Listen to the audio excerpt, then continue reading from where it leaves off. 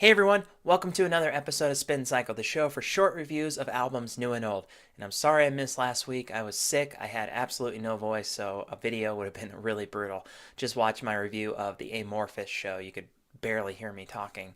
Today I will be reviewing the album The Grinding Wheel from Overkill, which was released on February 10th, 2017.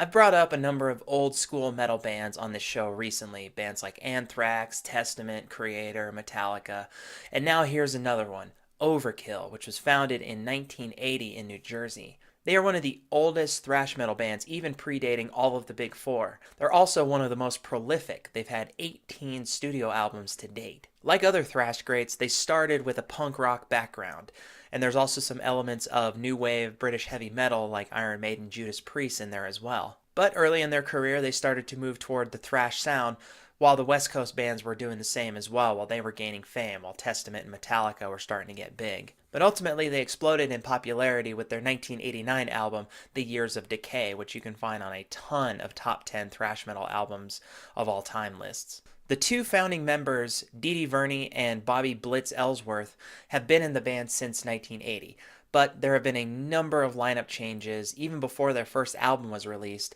and since then there has been quite a few lineup changes throughout the band. And that was definitely the condition up until about the mid-2000s, but they've been fairly stable since about 2005. Much like the other thrash metal greats, they found a great deal of strife during the 1990s. However, unlike some of the other bands, they resisted the urge to give in to the trends of the time and really stayed true to their style and sound. They've also signed to a number of record labels over the years, including Atlantic Records. When they first made it big, they were signed to Atlantic Records. Ultimately, in 2009, they signed with Nuclear Blast, who has distributed their last 4 albums. So The Grinding Wheel is the 18th studio album following 2014's White Devil Armory. The album was released worldwide by Nuclear Blast, and it includes a bonus track cover of a Thin Lizzy song, Emerald. It was originally slated to release in autumn of 2016, but they pushed the date back for various reasons, including wanting to release the album when they were on tour with Nile in February of this year. And so far, since its release in February, it has been both critically and commercially successful.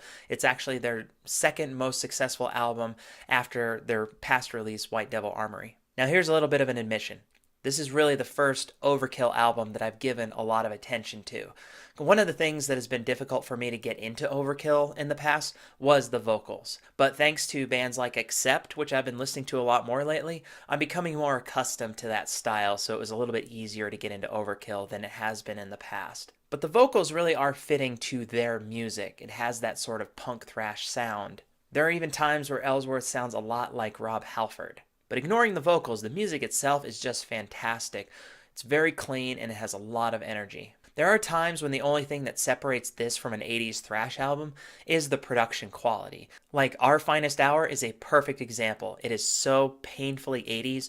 The only way you know that it is a modern song is the production quality. And the album is chock full of guitar solos from Dave Linsk, who is just a fantastic guitarist. But you gotta give a lot of credit to Bobby Blitz and Dee Dee Verney for the songwriting as well, because these songs are really well composed. My top 4 songs on the album are Goddamn Trouble, which is this old school thrash metal at its best kind of song. Shine On, which I wasn't really into at first, but it has this really nice melodic shift in the middle of the song before this crushing guitar solo. Come Heavy, which is heavy indeed with that very classic heavy metal feel to it. And then the titular track, Grinding Wheel, it starts slow but then sends the album off in killer style. But my favorite song would have to be Mean Green Killing Machine, which is just the great way to kick off the album. It's the first song and it absolutely showcases this band's range and what you're going to get in the album. Somewhere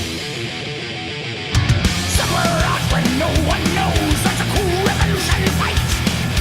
Way out there where no one goes, and it's gotta keep moving, gotta keep getting it right. Overall, Overkill contributes to what has been a very strong first half of 2017 so far, with a fun, fast, and thrashy album. Much like the other thrash metal bands of the era who are still churning out new music, Overkill keeps the spirit of the early days of thrash metal alive and well with The Grinding Wheel. Being that this is my first prolonged exposure to Overkill, this album definitely is cohesive enough to make me interested in their older material. So my top 5 for the week are some of my favorite new tracks of 2017 that I haven't reviewed yet.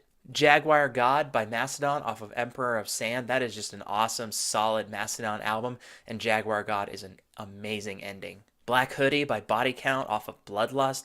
That album is intense.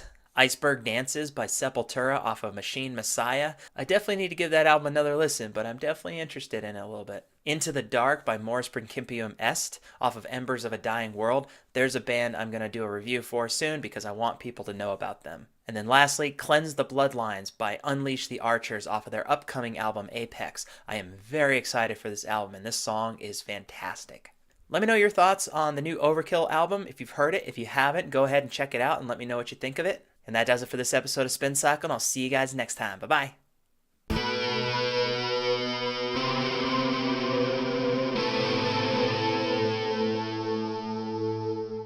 Hey, you made it to the end of the video. Nice work. Good job. If you like what you saw, you can just go ahead and click that subscribe button for all videos past and future. You can also head over to my website and see all the other stuff that I do, including the books I've written. So go ahead, click stuff.